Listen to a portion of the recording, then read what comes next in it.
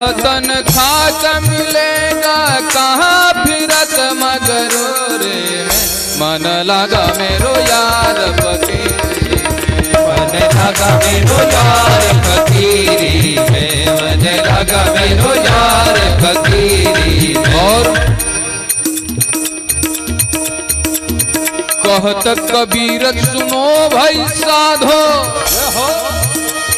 साधु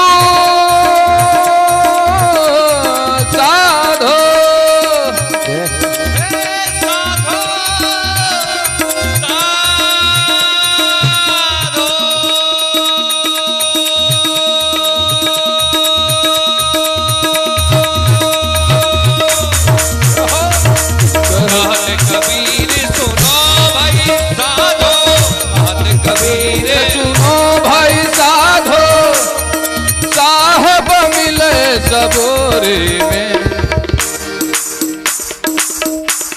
कहत कबीर सुनो भाई साधो साहब मिले सबूरे में। मन लागा लागा लागा लागा मन लगा मेरो यार फकीरी, मन लगा मेरो यार फकीरी में, मन लगा मेरो यार फकीरी में, मन लगा मेरो यार फकीरी में, मन लगा मेरो यार फकीरी में, मन लगा मेरो यार फकीरी में, मन लगा मेरो यार, मन लगा मेरो यार फकीरी में, फकीरी में, फकीरी में। ओ मन लगा मेरो यार फकीरी में, मन लगा मेरो यार फकीरी में, मन लगा मेरो यार फकीरी फकीरी।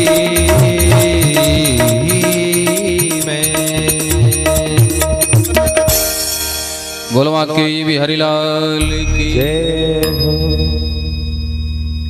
जो साधु संत होते हैं, फकीर होते हैं, वास्तविक जो साधु संत, वास्तविक संतों को पहचानना इतना आसान नहीं होता।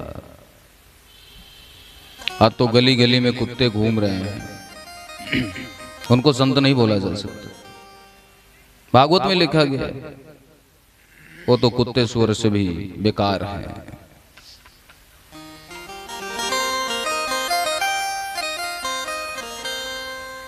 शास्त्रों में एक शब्द कहा गया कि धर्म के नाम पे पैसा कमा करके कोई अच्छा वक्ता हो सकता है, बोल सकता है, कोई अच्छा गा सकता है, कोई अच्छा दिख सकता है, बड़ी बात नहीं है। भागवत महापुराण से प्राप्त किया हुआ धन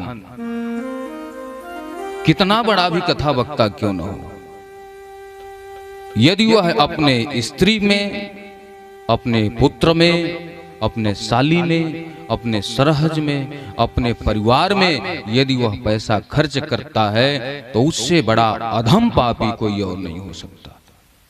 ये भागवत में लिखा है। वृत्तासुर के वर्णन में आप देखिएगा, भागवत श्रीमद् भागवत पुराण उठा करके। उसको खाने पीने के लिए गड्ढे में मलमूत्र मिलता है। हाथ तिलक लगा के मंच पे बैठ ले, दुनिया को चूतिया बना ले, मूर्ख बना ले, लेकिन जब जाएगा तो वहां तिलक नहीं लगेगा उनको।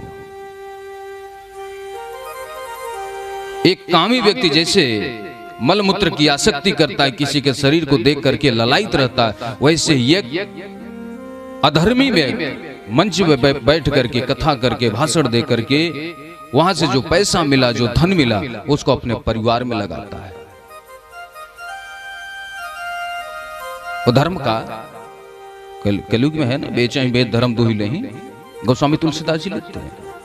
तो आज एक नहीं हजार एक बात गौर करने की बात है। पहले कथा बहुत कम होती थी।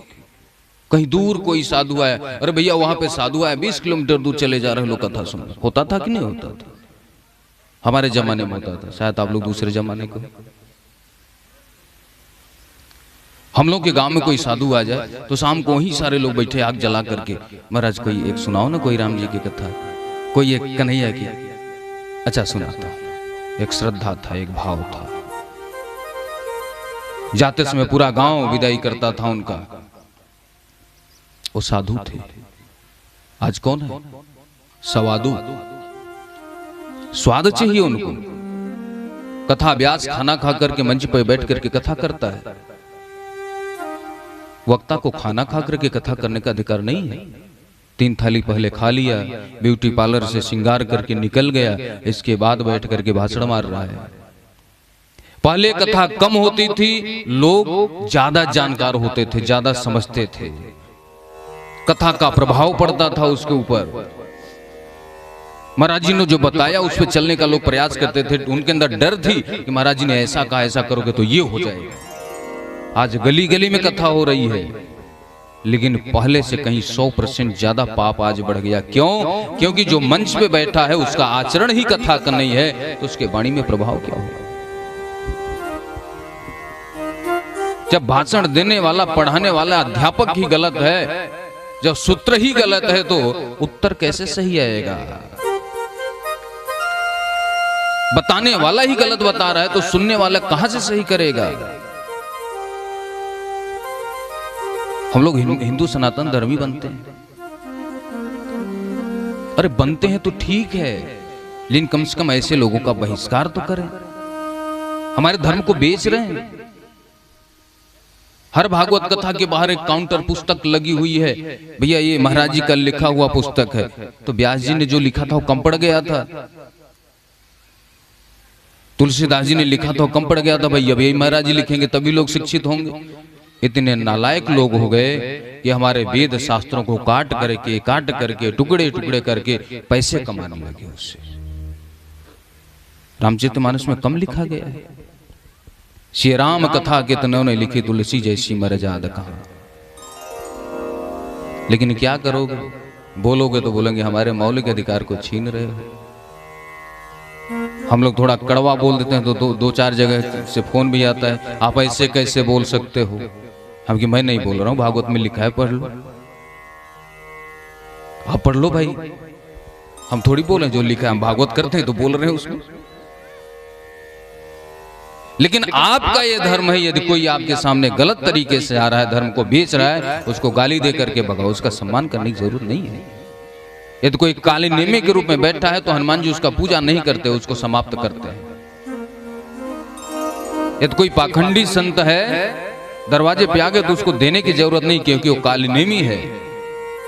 हनुमान जी कहते संत का आदर करना चाहिए, संत को मारना नहीं चाहिए, कुछ बोलना नहीं चाहिए। तो काले नेमी को क्यों मारते हो? तो साधु वेश में था, लेकिन छद्म वेश धारण करके बैठा था, इसलिए हनुमान जी ने उसको समाप्त किया।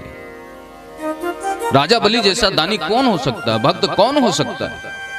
शुक्राचार्य जी कहते हैं, अरे भैया तू दान न कर, इसको विदा कर, ये भगवान है, ये सारा राज्य लेकर के देवताओं को दे देंगे, तुम बिल्कुल निठल्ले बचोगे। अरे महाराज आप गुरु हो, गुरु होकर के कर आए, दरवाजे पे आए, ब्राह्मण को ऐसे विदा कर दो, ऐसे विदा कर दो। गुरु ऐसे बता, धर्म की बात न बता करके धर्म की बात बता रहे हो। आज से मैं आपका त्याग करता हूं। लोग कहते हैं ना गुरु छोड़ना नहीं चाहिए, पाप लगता है, गुरु की बात न मानो तो अरे जब गुरु ही गलत है तो गुरु हुआ कहां से हो? राजा बलि से बड़ा तो कोई संत नहीं हो सकता, लेकिन यदि गुरु ने गलत किया तो राजा बलि ने उसका त्याग कर दिया। कल मैंने बताया था कि बिना गुरु बनाए भी कल्याण होता है। ऐसा कोई जरूरी नहीं कि आप गुरु ही बनाइए तभी कल्याण। ये उपनिषद कहता है, जिसको पढ़ना हो मुंडक उपनिषद में उठा करके पढ़े, भागवत महापुराण में पढ़े, 10 जगह प्रमाण है, गीता जी को पढ़े, 10 जगह प्रमाण मिल जाएगा। बाकी ब्रह्मवेद पुराण में भी है, गर्ग संहिता में भी है, नारद भक्ति सूत्र में भी है, बहुत सारे जगह है, एक जगह नहीं। बैरागी साधु संत भगवान भोलेनाथ दर्शन करते हैं और राम जी से कहते हैं, राम जी ने कहा कि महाराज आप इधर ही आ जाओ ना, लीला में सहायता करो, इधर ही रहो। बोले महाराज जैसे हम बैरागी हैं वैसे हमारे बहुत सारे भक्त भी बैरागी हैं, हम आ जाएंगे तो हमारे भक्त क्या करेंगे? वो सोचेंगे गुरु चले गए थे, चलो हम लोग भी चलो उधर पूरी काटते हैं, तो वो सब लोग भी चले आएंगे, इसलिए मैं उनका गुरु हूं। भगवान भोलेनाथ फिर कैलाश पर्वत पे गए, चाहते तो वहां पे रुक जाते। राम जी, लखनलाल, चारों भैया बड़े हो रहे हैं, विश्वामित्र जी का आगमन हुआ, राजा दशरथ ने स्वागत किया, सेवा किया। महाराज आदेश करो, क्या क्या निवेदन है बताएं। बोले कुछ लेने आया हूं। अरे महाराज राज्य मांगो, आप मेरे गद्दी ले लो। बोले नहीं गद्दी नहीं चाहिए। तो क्या चाहिए आपको? बोले नहीं पहले आप वचन दो कि जो मैं मांगूंगा आप देंगे। हाँ हाँ देंगे, आप बोलिए क्या चाहिए। मैं राम और लक्ष्मण को लेने आया। राजा दशरथ के नेत्रों में आंसू। कहते हैं महाराज आप मेरे गद्दी मांगो, मैं दे दूंगा। आप यदि कहिए तो मैं अपने शरीर के चमड़े को उतरवा करके इसे पन्ही बनवा दूं जो आप पैर में अपने पहनो। कहो तो उतारूं चाम शरीर की, इस चाम को उतरवा करके आपके पैर की जूती बनवा दूं, लेकिन मेरे राम लखन को मत ले जाओ, दोनों मेरे आंखें तारे हैं। आप कैसे राजा हैं? आप वचन देकर के पीछे हट रहे हैं। वशिष्ठ जी समझाते हैं राजा अच्छी शिक्षा देंगे, बच्चों को संस्कार देंगे, गुरुजी हैं जाने दो उनके साथ। विश्वामित्र जी लेकर के चलते हैं। राम लक्ष्मण चले जा रहे हैं, राम लक्ष्मण पीछे हैं, गुरुजी आगे हैं। राम जी ने देखा, पूछते हैं गुरुजी जो आगे है उसको दिखना चाहिए, लेकिन गुरुजी ने नहीं देखा। उससे पहले राम जी देख करके कहते गुरुजी शिला कैसी पड़ी है, ये बीच रास्ते में पत्थर कैसा पड़ा? गुरुजी कहते हैं प्रभु ये ऋषि पत्नी है,